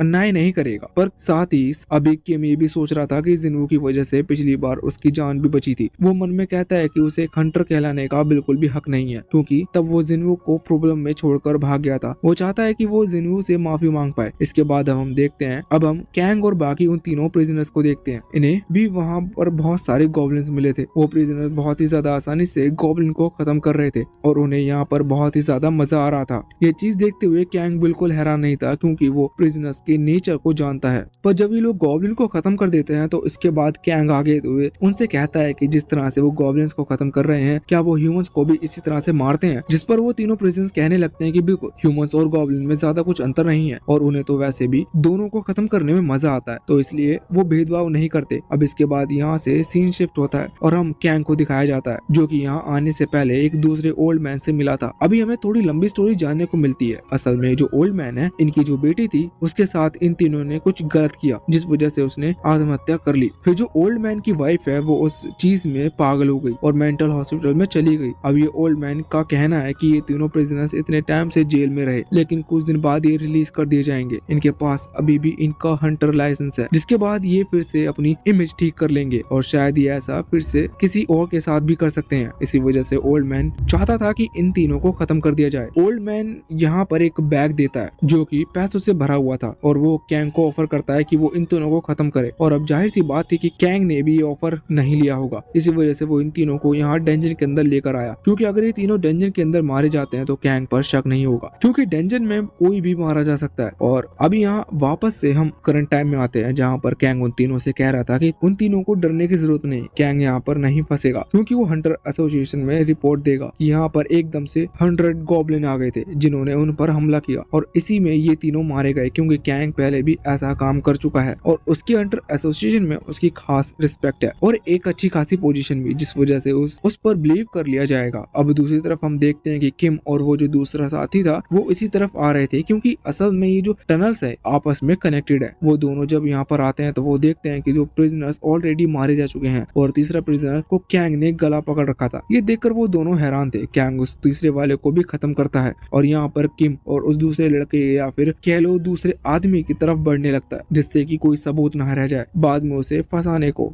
अब यहाँ से सीन चेंज होता है और हम जिन्वू को देखते हैं, जिसके बाद जिसे याद आता है कि कैंग असल में वही है जो कि हॉस्पिटल में हंटर एसोसिएशन के उस आदमी के साथ जिन्वू से मिलने के लिए आया था। पर जिन्वू होप कर रहा था कि कैंग उसे पहचाने ना। अब जब वो ये सोचते हुए आगे बढ़ रहा था तभी उसे चीखने की आवाज सुनाई देती है जो कि आगे की तरफ से आ रही थी। इसी वजह से वो तुरंत ही आगे भागते हैं। अब हमें यहाँ पे जानने को मिलता है कि जो तीसरी वाली गुफा थी वो उन दोनों गुफाओं से कनेक्टेड है। तो यहाँ पर जिन्वू जब वहाँ पहुँचता है तो देखता है कि तीनों प्रिजनर्स तो मारे ही जा चुके हैं, पर उनके जो दोनों साथी थे उनमें से ही एक मारा गया था और दूसरा मतलब कि किम, उसे भी बहुत ही खतरनाक चोट आई थी और लगभग वो भी मारा जाने वाला था। वैसे यहाँ पर उसके सामने अभी कैंग नहीं था। ये लोग तुरंत ही आगे आते हुए जूही यहाँ पर अपनी हीलिंग पावर से किम को हील करने की कोशिश करती है, पर किम और बाकी सभी जानते थे कि ये इतना ज्यादा आसान नहीं होगा, क्योंकि किम को बहुत ही ज्यादा खतरनाक चोट लगी है। सॉन्ग कहता है कि ये किसी गॉब्लिन या फिर किसी मैजिकल बीस्ट का काम नहीं है, क्योंकि वो इस तरह से हमला नहीं कर सकता और जिंदा भी नहीं छोड़ता। ये और किसी का काम है। कैंग भी असल में किम को जान से मार सकता था, लेकिन उसने ऐसा इसलिए नहीं किया क्योंकि वो धीरे धीरे कर उसे एंजॉय करते हुए मारना चाहता था, क्योंकि कैंग एक साइको टाइप का है जिसे दूसरे को खत्म करने में मजा आता है। अब यहाँ पर किम ये तो नहीं बताता कि उस पर हमला किसने किया, क्योंकि वो बेवकूफ है, बल्कि वो यहाँ कहने लगता है कि अब मैं नहीं बच सकता, अब मैं मारे जाने वाला हूँ। लेकिन इस पर जिन्वू चिल्लाते हुए कहता है कि तुम कैसे सोच सकते हो, तुम्हें अपनी फैमिली का एक भी बार ख्याल नहीं आ रहा कि तुम मारे जाओगे फिर क्या होगा। जिस पर किम कहता है कि कुछ नहीं किया जा सकता। साथ ही वो ये भी कह रहा था कि मैं चाहता हूँ कि तुम्हारे पैरों में गिरकर तुमसे माफी मांगू पिछले वाले इंसिडेंट के लिए, लेकिन अब मैं हिल भी नहीं सकता। इसी वजह से मैं ऐसा ही तुमसे माफी मांगता हूँ और तुम्हें पिछली बार के लिए थैंक यू कहता हूँ। और इतना कहते ही यहाँ पर किम मारा जा चुका था। ये तीनों थोड़े से दुखी और हैरान लग रहे थे, पर इतने में ही हम देखते हैं कि कैंग, जो कि अभी दूर से इन्हें छिप कर देख रहा था, वो चाकू लेकर तुरंत ही जूही को खत्म करने के लिए आगे बढ़ता है। लेकिन वो चाकू जूही को लगे इससे पहले ही जिन्वू ने पूरी स्पीड के साथ उसका हाथ पकड़ लिया था और उसकी अटैक को रोक लिया था। अब कैंग वहाँ से थोड़ा सा पीछे हट जाता है। अब ये चीज देखने के बाद ये लोग समझ गए थे कि इन पर हमला कैंग ने नहीं किया था और बाकी सभी को भी कैंग ने मारा है। तो यहाँ पर सॉन्ग आगे आते हुए पूछता है कि क्या इन्हें तुमने ही खत्म किया है, जिस पर कैंग साफ साफ हाँ कर देता है और कहता है कि उसने इन तीनों प्रिजनर को खत्म किया, इन दोनों ने उसे देख लिया था, जिसके बाद वो नहीं चाहता था कि कोई सबूत रहे और ये लोग उस पर हमला भी कर सकते थे, जिस वजह से खुद को बचाने के लिए उसने इन दोनों को खत्म किया। और अब ये तीनों मतलब जिन्वू, सॉन्ग और जूही ने भी उसे देख लिया है और सिंपल सी बात है वो बाद में समझ ही जाते हैं। इस वजह से वो इन्हें मार कर भी सबूत को हटाना चाहता है। अभी लोग समझ गए थे कि कुछ नहीं किया जा सकता, अब लड़ना ही पड़ेगा। इस वजह से जिन्वू यहाँ आगे आ रहा था, पर तभी सॉन्ग उससे कहता है कि उसे लड़ने की जरूरत नहीं है, बल्कि सॉन्ग लड़ेगा, क्योंकि सॉन्ग को अभी नहीं पता कि जिन्वू इस सीरीज का मेन कैरेक्टर है। सॉन्ग यहाँ जूही से कहता है कि वो फिजिकल एनहांसमेंट मैजिक का यूज करे, जिससे कि सॉन्ग की जो मैजिकल पावर्स गॉब्लिन को खत्म करने में यूज हुई है वो रिकवर हो सके। जूही सेम मैजिक का इस्तेमाल करती है, जिसके बाद सॉन्ग की पावर बढ़ चुकी थी और अब वो कैंग से लड़ने के लिए आगे बढ़ते हैं। अब हम देखते हैं, अब हमें ये पता है कि सॉन्ग असल में एक स्वॉर्ड मास्टर है और दूसरी तरफ जो कैंग है वो असासिन है। इस वजह से उनके बीच में एक मिड डिफरेंट रहेगा, क्योंकि दोनों ही तलवार चलाने में माहिर है और स्पीड भी उनकी काफी अच्छी है। तो यहाँ पर फाइट शुरू होती है, जिस फाइट के दौरान हम देखते हैं कि भले ही सॉन्ग अभी बहुत ही अच्छा अटैक कर रहा था, लेकिन कैंग को उन अटैक से ज्यादा डैमेज नहीं पड़ता और वो सभी अटैक को डोज कर लेता है। साथ ही यहाँ पर वो सॉन्ग के ऊपर भी भारी पड़ने लगा था, जिस वजह से सॉन्ग को चोट लगती है। पर दूर से जूही अपनी हीलिंग पावर का इस्तेमाल करते हुए उसे हील कर देती है, जिसके बाद सॉन्ग फिर लड़ने के लिए आगे बढ़ता है। लेकिन यहाँ पर फिर से उसे चोट लग चुकी थी। अभी जूही फिर से उसे हील करने वाली थी, लेकिन वो देखती है कि उसकी मैजिक पावर अब कम पड़ रही है। इस वजह से वो अब किसी को हील नहीं कर सकती। ये देखकर वो थोड़ी सी हैरान थी और घबरा भी गई थी। इस तरफ सॉन्ग को कोई ऑप्शन नहीं दिख रहा था, तो इसलिए वो अपनी स्पेशल टेक्निक का इस्तेमाल करता है, जिस वजह से वहाँ पर एक फायर ब्लास्ट होता है। पर कैंग उस अटैक से बच गया था। अगर उसे अटैक लग जाता तो हालांकि वो मारा भी जा सकता था, पर उसने अटैक को पहले ही डोज कर लिया था अपनी स्पीड की मदद से। यहाँ पर अब वो अपना चाकू निकालते हुए सॉन्ग को खत्म करने वाला था, पर इतने में ही सॉन्ग के सामने जिन्वू आ जाता है और उस अटैक को रोक लेता है। ये देखकर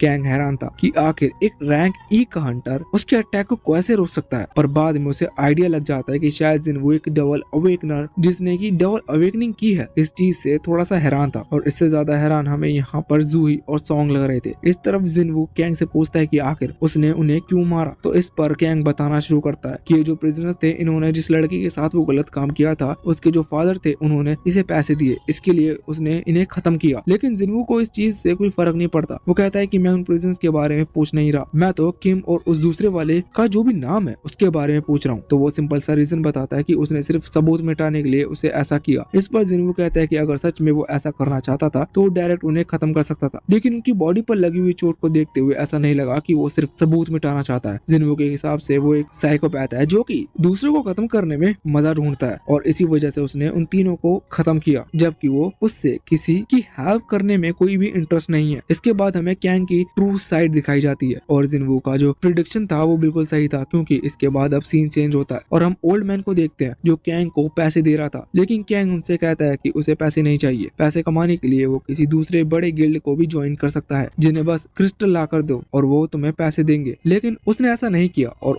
एक हंटर एसोसिएशन में ही काम करके एक नॉर्मल हंटर बना रहा, जिससे कि वो एक नॉर्मल बीस्ट के साथ साथ एक नॉर्मल हंटर को भी खत्म कर सके, क्योंकि उसे इसमें बहुत ही ज्यादा मजा आता है। अब यहाँ पर उसने तुरंत ही सीधा जिन्वू की तरफ हमला करना शुरू कर दिया था। जिन्वू उसके अटैक से बचता है और उन दोनों में लड़ाई होना शुरू हो जाती है। दोनों की स्पीड बहुत ही ज्यादा तेज थी, इस वजह से सॉन्ग और जूही ये देखकर बहुत ही ज्यादा हैरान लग रहे थे। इस तरफ हम देखते हैं कि जिन्वू अभी कुछ देर तक लड़ते हुए कैंग को थका रहा था, जिस वजह से कैंग भी थोड़ा सा हैरान था। लेकिन उसका मानना ये है कि जिन्वू ने अभी अभी अवेकनिंग की है, इस वजह से वो उसे नहीं हरा सकता, क्योंकि उसके पास अभी एक्सपीरियंस की कमी है। लेकिन जिन्वू बहुत ही स्पीड के साथ काम करता है और अपने डैगर को कैंग के गले पर चला देता है, जिस वजह से एक हल्का सा कट लग गया था, और इस कट की वजह से डैगर की पावर वो एक्टिवेट होती है और कैंग को अच्छा खासा डैमेज पहुंच जाता है। लेकिन कैंग ने हार नहीं मानी थी, वो अपनी स्पीड बढ़ाकर जिन्वू पर हमला करता है, और साथ ही इस दौरान वो अपनी स्पेशल टेक्निक का यूज भी करता है, जिस वजह से वो वहाँ से गायब हो चुका था। अभी जिन्वू को नहीं पता कि वो किस तरफ से अटैक करेगा, इसी वजह से जब वो अटैक कर रहा था तो जिन्वू उसके अटैक से बच नहीं पा रहा था, इसी वजह से उसे अच्छी खासी चोट लग रही थी और वो थक भी रहा था। लेकिन फिर वो अपनी डेली टास्क के थ्रू गेन किए हुए क्विक रिकवर स्पेल का यूज करते हुए पूरी बॉडी को फुल रिकवर कर लेता है, और इसके बाद वो फिर से खड़ा हो जाता है। कैंग ये देखकर हैरान था कि जिन्वू खुद को हील भी कर सकता है, पर वो इस पर ज्यादा ध्यान नहीं देता।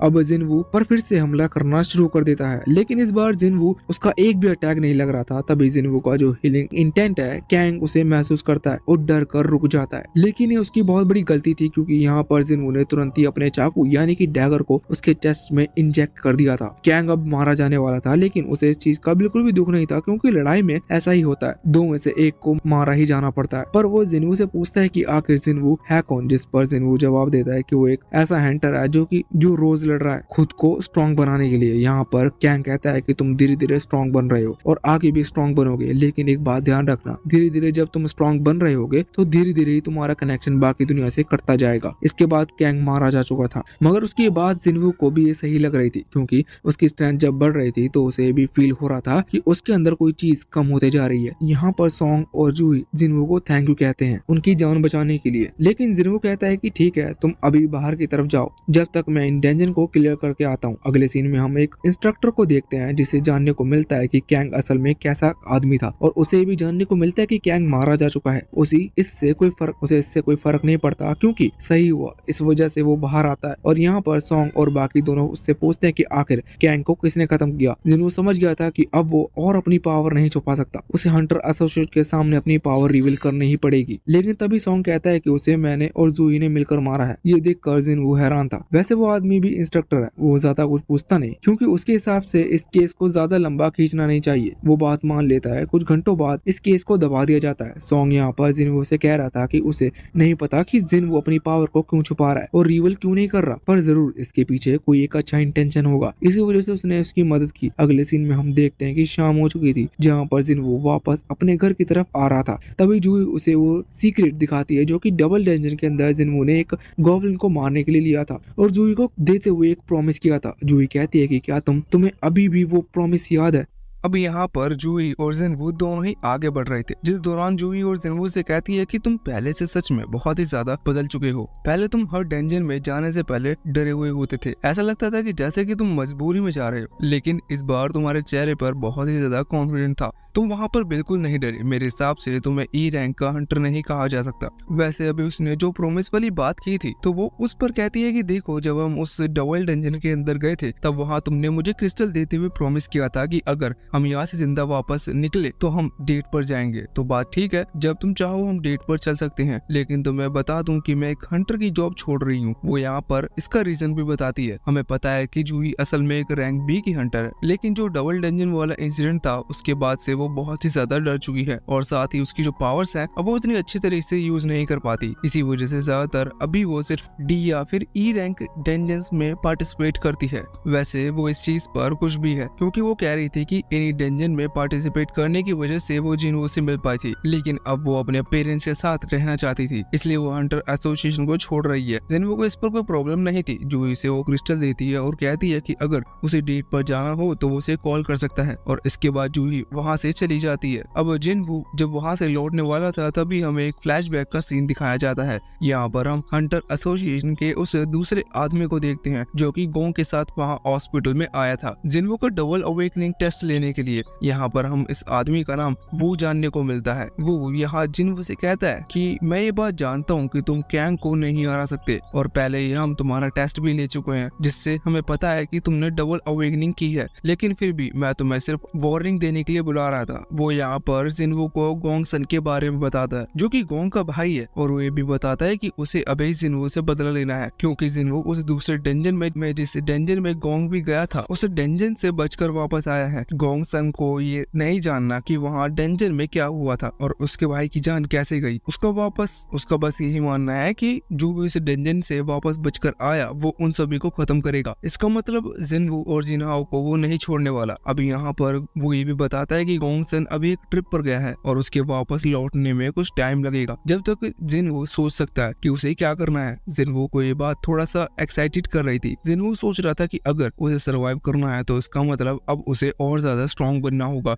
और उसके पास स्ट्रॉन्ग बनने के लिए अब एक और रीजन आ चुका है। अब अगर उसे स्ट्रॉन्ग बनना है तो इसके लिए उसे डंजन में जाना होगा। उसे याद आता है कि जिनहाओ कहा था कि वो जल्द से जल्द रैंक सी के डंजन अवेलेबल करवाएगा। अगले ही दिन हम देखते हैं कि जिनहाओ ने जिनवो को बुलाया था एक डंजन गेट पर, जहाँ पर जिनवो 6 और लोगों को देखता है। असल में जो रैंक सी का डंजन होते हैं उसके अंदर 8 लोग एंटर कर सकते हैं। 8 से कम लोगों को वहाँ एंटर करने की परमिशन हंटर एसोसिएशन ने नहीं दी है। इसी वजह से ये जो बाकी के 6 लोग हैं ये जिनहाओ ने ढूंढे हैं। जिनवो ने देखते हुए कहता है कि क्या तुम्हें सही में लगता है कि ये डंजन में जाने के लायक है? तो इस पर जिनहाओ कहता है कि मुझे बस यही लोग मिले हैं। असल में लोगों में कुछ लोग ऐसे भी हैं जो कि अभी ड्रिंक कर रहे थे। एक लड़की थी जो कि शायद हाई स्कूल में है, मतलब उसकी एज अभी बहुत कम है। ऐसे लोगों को ज्यादातर डेंजर में भेजा नहीं जाता, लेकिन कोई भी गवर्नमेंट की तरफ से ऐसा नियम नहीं बनाया कि एक माइनर स्टूडेंट या फिर एक ड्रिंकर डेंजर में नहीं जा सकता। इसी वजह से जिनहाओ ने इन्हें यहाँ बुलाया। वैसे भी इन लोगों को कुछ काम नहीं है, और जिनहाओ ने जब पूछा कि वो इन्हें पैसे देगा तो ये क्या उसका साथ डेंजर की तरफ आ सकते हैं, तो इन्होंने अपना टाइम निकाला और हाँ कर दी। अब इस चीज से मैटर नहीं करता कि वो लोग क्वालिफाई हैं कि नहीं। अब ये बात वहाँ दूसरी तरफ उस टीनेजर लड़की ने भी सुन ली थी। वो तुरंत ही यहाँ आते हुए कहती है कि तुम लोग ने मुझे यहाँ पर क्यों बुलाया है? वैसे तो ये उसकी खुद की मर्जी थी कि उसने ये एक्सेप्ट किया, और वो कह रही थी कि ये रैंक सी का डेंजन है, इसे क्लियर कर पाना मेरे जैसे के लिए नामुमकिन है, क्योंकि असल में वो लड़की अभी बिल्कुल टीनेजर है, उसे किसी डेंजन का एक्सपीरियंस नहीं है। इसी वजह से उसे एक रैंक ई का हंटर कहा जा सकता है। लेकिन यहाँ पर जिनवो कहता है कि इस चीज से हमें कोई फर्क नहीं पड़ता, क्योंकि तुम लोग वैसे भी डेंजन के अंदर नहीं जाना, क्योंकि असल में डेंजन के लिए अप्लाई करने के लिए 8 लोग लोग चाहिए होते हैं। फिर इस चीज से फर्क नहीं पड़ता कि उस डंजन के अंदर कितने लोग जा रहे हैं कितने नहीं। और दूसरी बात यह है कि इन लोगों का टाइम वेस्ट हो रहा है, इस वजह से जिन्हों ने पहले इन्हें पैसे दे दिए। अब इसलिए सुनकर सभी लोग बहुत ही ज्यादा हैरान हो चुके थे। वो इनसे कंफर्म करते हैं कि क्या सच में उन्हें अंदर जाने की जरूरत नहीं है, तो इस पर जिन्हों हाँ करता है और साथ ही अभी वो कुछ लॉज बताता है कि ये इलीगल नहीं है, इसी वजह से वो ऐसा कर सकते हैं। दूसरी तरफ हम यहाँ जिनवू को देखते हैं जिसके हाथ में एक अभी स्टोन था जो कि उसे कैंग को हराने के बाद मिला था। इस स्टोन के अंदर कैंग की वो स्पेशल एबिलिटी है जो कि सिस्टम ने कैप्चर कर ली थी। अब जिनवू उस स्टोन को डिस्ट्रॉय करता है जिसके बाद वो एनर्जी थी उसके अंदर आ जाती है। इसका मतलब जिनवू ने कैंग की वो स्पेशल टेक्निक सीख ली थी। अब तभी वहाँ पर जिनहाओ आता है और कहता है कि वो अंदर जाने के लिए तैयार है। यहाँ पर उसने एक आर्मर पहन रखा था जिसके बारे में वो बताता है कि ये एक प्रोफेशनल इटालियन आर्मर डिजाइनर ने क्रिएट किया है। पर जिनवू को ये आर्मर इतना ज्यादा खास नहीं लगता क्योंकि ये बहुत ही ज्यादा बड़ा था। जिनवू जैसे ही उसे थोड़ा सा धक्का देता तो उसकी वजह से जिनहाओ नीचे गिर जाता है और अब उसे खड़े होते भी नहीं बन रहा था। जिनवू कहता है कि अगर ऐसा डंजन के बीच हुआ तो तुम मारे जाओगे। अब जिनवू की बात सही थी, इसी वजह से जिनहाओ उसकी बात मान लेता है और उस आर्मर को बदलकर वो दोनों सीधा ही डंजन के अंदर चले जाते हैं। यहाँ बाहर रुके हुए लोग अभी जब उन्हें देख रहे थे तो हम देखते हैं कि उनमें से दो आदमी बात कर रहे थे कि क्या हमें इन दोनों को अंदर जाने देना चाहिए क्योंकि अंदर बहुत ज्यादा खतरा होगा और हम लोग अंदर नहीं जा रहे हैं। एक रैंक डी और एक रैंक ई का हंटर एक रैंक सी के डंजन को कैसे क्लियर कर सकता है। अब तभी वहीं पर बैठा एक आदमी कहने लगता है कि हम इससे कोई फर्क नहीं पड़ता क्योंकि वैसे भी हमें हमारे पैसे मिल चुके हैं, हमें बस अब यहाँ बैठकर इंतजार करना है। इसके बाद सीन चेंज होता है और हम जिनवू की बहन को देखते हैं जो कि अभी स्कूल में थी, लेकिन वो देखती है कि उसकी जो फ्रेंड है वो आज नहीं आई है। उसकी फ्रेंड इसलिए नहीं आई थी क्योंकि अभी वो उस रैंक सी के डंजन के बाहर खड़ी हुई है। असल में वो टीनेजर गर्ल जिनवू की बहन की दोस्त है। अब यहाँ पर सभी लोग बड़ी देर से इंतजार कर रहे थे कि एक लड़का कहता है कि हम यहाँ पर कितनी देर से हैं, तो इस पर दूसरा आदमी बताता है कि हमें करीबन 1 घंटा हो चुका है। लेकिन ये नॉर्मल बात है क्योंकि अगर एक पूरी टीम जाती है तो एक रैंक सी के डंजन को क्लियर करने में कम से कम 2 घंटे लगते हैं। अभी तो जिनवू और जिनहाओ दोनों बस अकेले ही अंदर गए हैं, लेकिन अब जब वो इतना कह रहे थे उसी समय वो दोनों बाहर आते हैं। जिनहाओ को आते हुए देखते हैं पर अभी वो बिल्कुल भी शॉक नहीं हुए थे क्योंकि उन्हें लग रहा था कि शायद जिनहाओ डंजन के बीच में से भागकर बाहर आ गया, लेकिन ऐसा कुछ भी नहीं था क्योंकि अब एक ही सेकंड के बाद वहां अंदर से जिनवू भी बाहर निकलते हुए आता है जिसके बाद डंजन क्लोज हो जाता है। इसका मतलब डंजन क्लियर हो चुका है। ये देखकर सभी लोग बहुत ही ज्यादा हैरान थे और अब वो और ज्यादा हैरान तब होते हैं जब जिनवू आगे आते हुए जिनहाओ से कहता है कि अगला डंजन कहाँ पर है, तो जिनहाओ इस पर हाँ करता है कि नेक्स्ट डंजन यहाँ से करीबन 1 घंटे की दूरी पर है। अब जिनहाओ बाकी सभी से कहता है कि तैयार हो जाओ कि आज हमें कम से कम 3 डंजन तो क्लियर करना ही है। अब इस बात से सभी लोग बहुत ही ज्यादा शॉक हो रहे थे, खासकर यहाँ पर वो लड़की, क्योंकि अभी कुछ देर पहले ही जब उसकी जिनवू से बात हुई थी तो वो जिनवू हेट करने लगी थी। इसी वजह से जिनवू कुछ ज्यादा ही ओवर स्मार्ट बनता है, लेकिन अब वो समझ चुकी थी ओवर स्मार्ट नहीं बन रहा बल्कि वो सच में स्ट्रॉन्ग है। अब इसके बाद सीन चेंज होता है, हम देखते हैं कि वो लोग दूसरे डंजन के अंदर भी पहुंच चुके थे जहाँ पर जिनवू अभी कई सारे गॉब्लिन्स को बहुत स्पीड से खत्म करते जा रहा था। तो इस तरफ जिनहाओ का काम बिल्कुल उल्टा है, वो एक भी गॉब्लिन से लड़ नहीं रहा था बल्कि वो बस क्रिस्टल को कलेक्ट करने में लगा हुआ था। कुछ ही देर में वो सभी क्रिस्टल को कलेक्ट कर लेता है और जिनवू भी उस गॉब्लिन को हराकर इस डंजन को क्लियर कर लेता है। अब इसके बाद वो फिर से किसी डंजन में गए थे और अगले दिन हम देखते हैं कि जब वो और ज्यादा डंजन क्लियर करने की कोशिश करते हैं, उन्हें अब गिनती 3 से ज्यादा करनी थी। यहाँ पर सभी अभी जिनवू अपने नए स्किल को ट्राई कर रहा था, जैसे कि कैंग से जीती हुई वो स्किल का यूज कर रहा था। जिनवू देखता है कि हाँ ये स्किल सच में काम की है। साथ ही यहाँ पर उसे एक और डैगर की स्किल मिली थी और वैसे भी उसने अभी इतने सारे बीस्ट गॉब्लिन और मॉन्स्टर को खत्म कर दिया है कि उसके लेवल भी कई ज्यादा बढ़ चुके हैं। अब इन टेक्निक का यूज करते हुए उसने कई सारे मॉन्स्टर्स को खत्म कर दिया था। दूसरी तरफ हम देखते हैं कि जिनहाओ इस वक्त क्रिस्टल कलेक्ट कर रहा था और यहाँ इस डंजन के लगभग सारे मॉन्स्टर खत्म हो चुके हैं, इसलिए जिनवू वहीं नीचे बैठा हुआ था। जब वो अपने सिस्टम को चेक कर रहा था तो उसे बार बार यही चीज समझ में आ रही थी कि इन नए स्किल का यूज करने की वजह से उनकी माना यानी कि एनर्जी बहुत ही जल्दी खत्म होती जा रही है। उसे कुछ सोचना होगा जिससे कि उसकी एनर्जी कम यूज हो, क्योंकि एनर्जी बढ़ने के लिए उसे बार बार एनर्जी पोशन पीने पड़ रहे थे। अब उससे जो पोशन मिले थे वो उन्हें इंटेलिजेंसी में ऐड कर लेता है क्योंकि उससे की माना कम खर्च होगी। दूसरी तरीके से भी उन सभी मॉन्स्टर बीस्ट को हरा सकता है। वैसे अब उसे डीमन कासल का याद आता है। वो सोचता है कि वो यहाँ पर जा सकता है, लेकिन तब उसे ये भी चीज समझ में आती है कि अभी वो रैंक बी या फिर रैंक ए के बीच में और जो डीमन कासल है वो एक एस रैंक का डेंजर होने वाला है। इसी वजह से वहाँ जाना अभी तो खतरनाक होगा, इसलिए वो अभी इन प्लान को ड्रॉप कर देता है। तब इसके सामने एक और स्क्रीन आती है जो कि बता रही थी कि उसने जॉब चेंज करने के लिए अपना अपना स्टोन लेवल पार कर लिया है। जॉब चेंज असल में उसके लेवल को अब और ज्यादा बढ़ाएगी। एक टाइम आता है जब किसी भी हंटर का लेवल बढ़ना रुक जाता है या स्किल्स बढ़ना रुक जाती है, तो जब जॉब चेंज करने से धीरे धीरे उनका लेवल और स्ट्रेंथ बढ़ने लगती है या फिर वो उसे खुद बढ़ा सकते हैं। अब इसके बाद सीन चेंज होता है। हम एक कंपनी को देखते हैं जहाँ पर वहाँ का जो मैनेजर था वो अभी रिपोर्ट चेक कर रहा था सभी डंजन के बारे में। उसे जानने को मिलता है कि सिटी में जो लगभग रैंक सी के सारे डंजन वो किसी ने बहुत ही ज्यादा महंगे दामों पर खरीद लिए हैं और ये और कोई नहीं बल्कि जिनाओ का काम है। तो यहाँ पर वो ये देखकर हैरान था कि बच्चा आखिर रैंक सी के डंजन के साथ क्या करना चाहता है। लेकिन जब वो जिनहाओ की हिस्ट्री चेक करता है तो उसे जानने को मिलता है जिनहाओ यूजिन की फैमिली है। यूजिन फैमिली एक बहुत ही सब बड़ी बिजनेसमैन फैमिली है, जिस वजह से वो सारी चीजें समझ गया था। तभी वो जो ये चीज नोटिस करता है कि जिनहाओ के साथ वो सभी डंजन के अंदर जाने वाला है। जिनवू भी है। अब जिनवू का नाम इसलिए पता है क्योंकि जिनवू का नाम डबल डंजन में आया था और डबल डंजन के बारे में लगभग सभी ने सुना है। उसे थोड़ा सा डाउट होता है और उसे ये कहानी भी थोड़ी सी इंटरेस्टिंग लगती है। इसी वजह से वो फैसला करता है कि वो जिनवू से पर्सनली जाकर मिलेगा। दूसरी तरफ हम जिनवू और जिनहाओ को देखते हैं जो कि अभी उस डंजन के बाहर आ गए थे। यहाँ बाहर आने के बाद वो देखते हैं कि बाकी सभी लोग अभी मस्त एंजॉय कर रहे हैं और ताश खेल रहे हैं। उन लोगों को कोई फर्क नहीं पड़ता कि ये लोग कितनी देर से बाहर आ रहे हैं, क्योंकि उन्हें भरोसा है कि ये लोग आराम से उस डंजन को क्लियर कर लेंगे। यहाँ पर आने के बाद जिनवू कहता है कि हमें अगले डंजन की तरफ चलना चाहिए और इसके बाद वो आगे बढ़ जाते हैं। तभी वो नोटिस करता है कि सॉन्ग आई अभी उसी तरफ देख रही थी। दूसरी तरफ अब हम वापस से उसी मैनेजर को देखते हैं जो कि अपने एक साथी के साथ यहाँ जिनवू से मिलने के लिए आ रहा था। रास्ते में वो सोच रहा था कि जिनवू डबल डंजन के अलावा गोंग वाले इंसिडेंट में और कैंग वाले इंसिडेंट में भी शामिल था, जबकि ये दोनों ही इंसिडेंट खतरनाक थे क्योंकि गोंग एक पावरफुल हंटर था और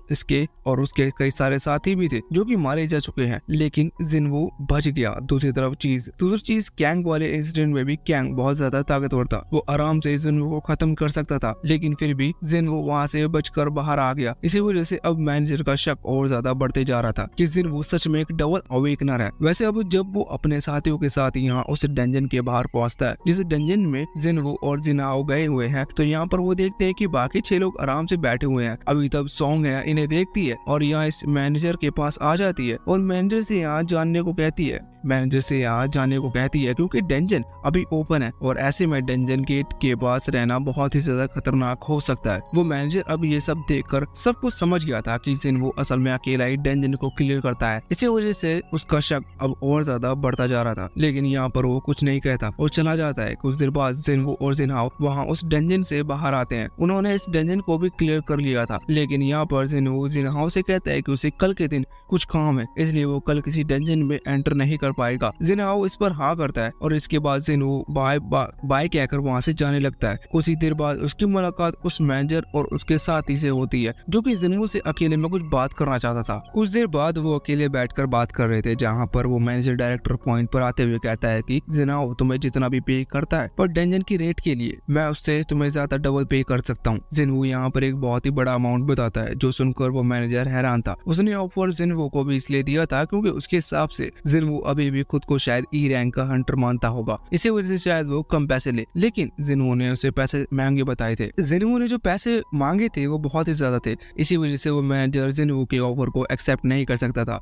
वैसे अभी यहाँ पर जिनवू कैंग की उसी टेक्निक का इस्तेमाल करते हुए बहुत ही तेजी से मैनेजर की गली पर एक कट लगाता है, जिसके बाद उससे पूछता है कि आखिर तुम्हें मेरे बारे में कैसे पता। मैनेजर समझ गया था कि वो यहाँ पर कुछ भी छुपा नहीं सकता, क्योंकि अगर उसने कुछ भी गड़बड़ की तो वो मारा जाएगा। इसी वजह से वो सब सच बता देता है कि वो व्हाइट टाइगर गिल्ड में मैनेजर है। इसी वजह से वो डंजन की रिपोर्ट चेक कर रहा था, जिस दौरान उसे जिनवू का नाम उस सामने देखा। जब उसने थोड़ी बहुत जानकारी निकाली तो उसे जिनवू के बारे में थोड़ी बहुत जानने को मिला, इसलिए वो जिनवू को अपने साथ करना चाहता था। जिनवू यहाँ पर उसकी सारी बात समझ चुका था। वैसे अब मैनेजर कहता है कि तुमने सारे डंजन को मोनोपोलिस किया है, जो कि देखा जाए तो गलत है। जिनवू के बाद समझ में आती है कि हाँ, उसने सारे डंजन नहीं खरीदे, इससे बाकी कंपनियों को लॉस होगा। इसी वजह से जिनवू कहता है कि अगर तुम चाहो तो तुम हमसे वो डंजन वापस ले सकते हो, लेकिन दुगनी कीमत पर। अभी सुनकर मैनेजर हैरान था, मगर वो यहाँ से जिंदा बचकर जाना चाहता था, इसी वजह से वो हाँ कर देता है। अब जिनवू उससे कहता है कि तुम अपना मुंह खोलो और आंख बंद करो। मैनेजर डर गया था, इसलिए वो ऐसा करता है, जिसके बाद जिनवू उसे एक हीलिंग पोशन पिलाता है, जिससे उसे गले पर लगा वो कट ठीक हो सके। अगले दिन जब जिनवू अपनी क्लास अपग्रेड करने वाला था, तभी उससे जिनहाओ का कॉल आता है। हमें जानने को मिलता है कि जिनहाओ को भी पता चल चुका है कि जिनवू ने कुछ डंजन डबल प्राइस में सेल कर दिए हैं, लेकिन इससे कोई प्रॉब्लम नहीं थी, क्योंकि अभी भी जिनहाओ चाहे तो इन सभी ऑफर्स को कैंसिल कर सकता है। दूसरी तरफ तरफ ये बात वहाँ उस मैनेजर को भी पता चलती है, लेकिन वो इस बात से खुश था कि उसकी जान बच गई और साथ ही उसने कल के ही दिन जिन्वो को प्रॉमिस भी कर दिया था कि वो जिन्वो की बात उनके गिल्ड लीडर या फिर और किसी से भी नहीं करेगा। और अब इसी के साथ ये पार्ट यहीं पर एंड होता है।